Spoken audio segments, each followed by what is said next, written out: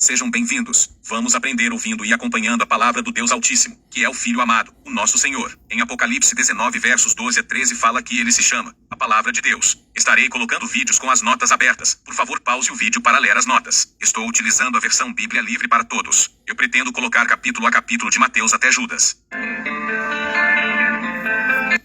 Agora, falemos sobre os dons espirituais. Meus irmãos e minhas irmãs, eu quero explicar sobre isso para vocês. Vocês sabem que, quando eram pagãos, foram enganados e desviados do caminho para a adoração de ídolos, que nem mesmo podem falar. Deixem-me esclarecer isso para vocês. Ninguém que fala pelo Espírito de Deus diz, maldito seja Jesus. E ninguém também pode dizer, Jesus é o Senhor, a não ser pelo Espírito Santo. Agora, entendam que há diferentes tipos de dons espirituais, mas todos eles vêm do mesmo Espírito. Há diferentes tipos de trabalho, mas eles vêm do mesmo Senhor. O trabalho pode ser feito de diferentes maneiras, mas todas elas vêm do mesmo Deus, que trabalha por meio de todas elas. O Espírito é dado a cada um de nós, visando o bem de todos. Uma pessoa recebe do Espírito a habilidade de falar, usando palavras da sabedoria. Outra recebe uma mensagem de conhecimento, por meio do mesmo Espírito. Já outra recebe, desse mesmo Espírito, o dom de ter uma fé extraordinária. Esse mesmo Espírito dá a outra pessoa o dom de curar. Para outra ele dá a capacidade de realizar milagres. Já outra pessoa recebe o dom da profecia. A outra é dado o dom da sabedoria espiritual. E outra ainda recebe a capacidade de falar diferentes línguas, enquanto a outra é dado o dom de interpretar o que essas línguas querem dizer.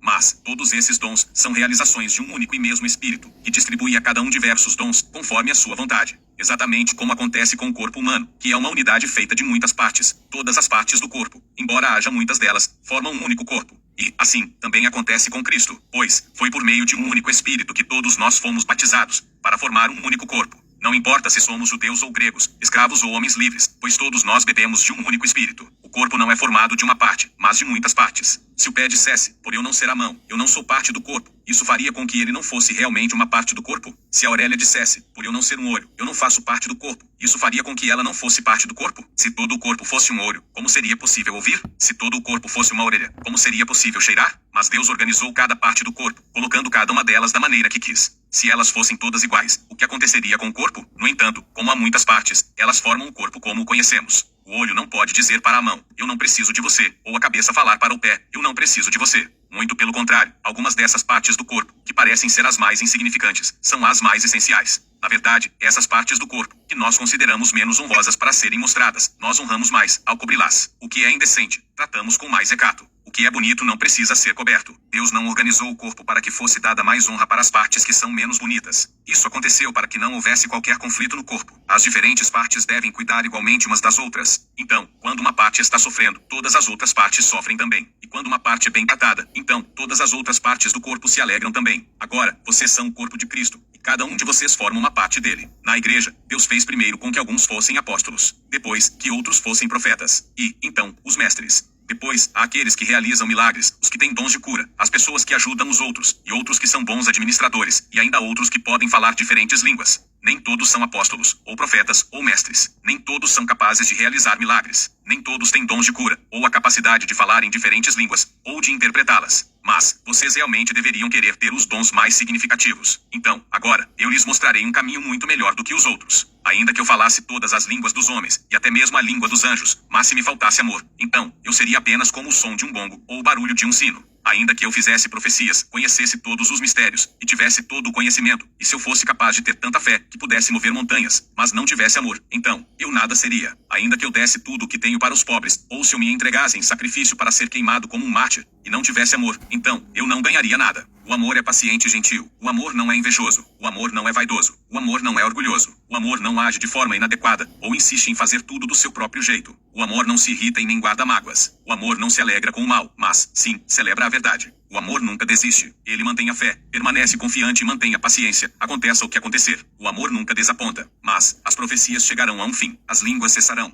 O conhecimento se tornará inútil, pois o nosso conhecimento e o nosso entendimento das profecias são incompletos. Porém, quando vier o que é perfeito, então, o que é imperfeito desaparecerá. Quando eu era criança, falava como criança, imaginava como criança e pensava como criança. Quando eu cresci, deixei para trás as coisas de criança. O que vemos agora é como uma imagem imperfeita num espelho embaçado. Mas, depois, veremos face a face. Pois agora, eu tenho apenas uma pequena parte do conhecimento. Mas, então, eu saberei completamente, da mesma forma que sou completamente conhecido. A fé, a esperança e o amor não morrem jamais, mas, o mais importante é o amor.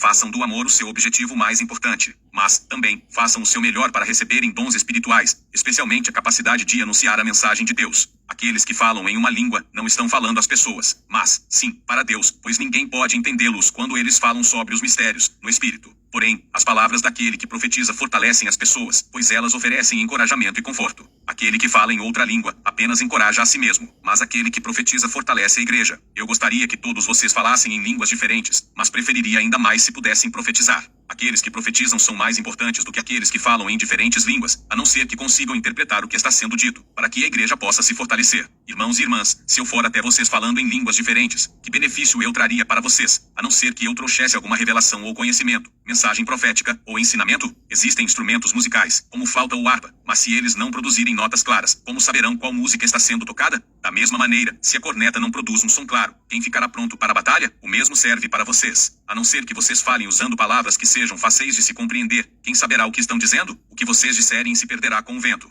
Certamente há muitas línguas neste mundo, e há significado em cada uma delas. Mas se eu não entender a língua, aqueles que a falam são estrangeiros para mim, e eu também sou estrangeiro para eles. O mesmo serve para vocês. Se vocês estão dispostos a ter dons espirituais, tentem principalmente ter aqueles dons que fortaleçam a igreja. Qualquer pessoa que fale em uma língua diferente, deve pedir a Deus para que consiga traduzir o que é dito. Pois se eu orar em voz alta, em uma língua diferente, meu espírito estará orando, mas minha mente não tem parte nisso. Então, o que eu devo fazer? Irei orar com o espírito, mas também irei orar com a minha mente. Irei cantar com o espírito, mas também irei cantar com a minha mente. Pois se você ora apenas com o espírito, como as pessoas comuns, que não têm entendimento, podem dizer amém, após a sua oração de agradecimento, já que elas não têm ideia do que você disse, talvez você tenha feito uma ótima oração de agradecimento, mas que não ajudou a outra pessoa. Eu agradeço a Deus pelo fato de ser capaz de falar em outras línguas, mais do que vocês todos. Mas, na igreja, eu prefiro falar 5 palavras que possam ser entendidas, para ensinar as pessoas, do que falar 10.000 palavras em uma língua que ninguém consiga entender. Irmãos e irmãs, não pensem como crianças. Sejam inocentes como bebês em relação ao mal, mas sejam adultos em seu modo de pensar. Como as sagradas escrituras registram, eu falarei com o meu povo por meio de outras línguas, e dos lábios dos pagãos.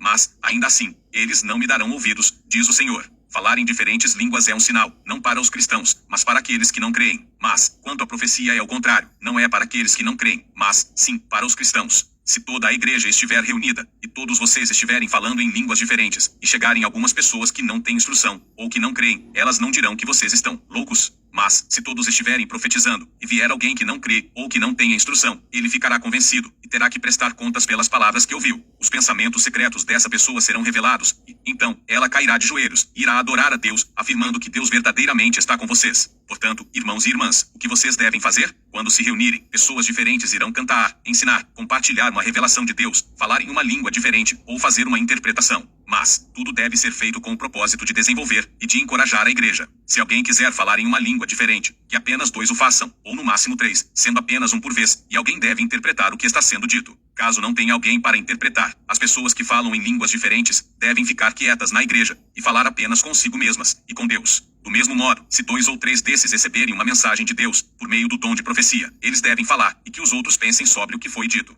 No entanto, se uma revelação especial vier para alguém que esteja sentado, então, quem estiver falando deve dar o lugar para que o outro fale. Todos vocês podem profetizar, um de cada vez, para que todos possam aprender e ser incentivados. Quem fala por Deus, por meio do dom de profecia, deve aprender a controlar a sua inspiração profética, pois Deus não é um Deus de desordem, mas de paz e tranquilidade. Em todas as igrejas do povo de Deus, as mulheres devem permanecer quietas, e não devem falar. Que elas estejam submissas, cumprindo o que a lei determina. Se elas quiserem saber a respeito de alguma coisa, devem fazer isso em casa, perguntando ao marido. Não é apropriado que mulheres falem na igreja. Por acaso a palavra de Deus se originou com vocês? Vocês foram os únicos para quem a mensagem do Senhor veio? Quem achar que é um profeta ou que tem algum dom espiritual, deve estar ciente de que o que estou escrevendo a vocês é um mandamento do Senhor. Quem ignorar isso, também será ignorado. Então, meus irmãos e minhas irmãs, busquem sempre anunciar a palavra de Deus, por meio do dom de profecia, e não proíbam que se fale em línguas diferentes. Apenas garantam que tudo seja feito de forma adequada e com ordem. 1 Coríntios, capítulo 12, 13 e 14. Deus Altíssimo, no poder da tua palavra, seu Filho amado, nosso Senhor, nos abençoa e nos guarda, nos ilumina e nos guia por um bom caminho. Muito bem, coloquei tudo junto. 1 Coríntios, capítulo 12, 13 e 14, para ficar melhor o entendimento. Aqui deixa muito claro que profetizar é anunciar a palavra de Deus.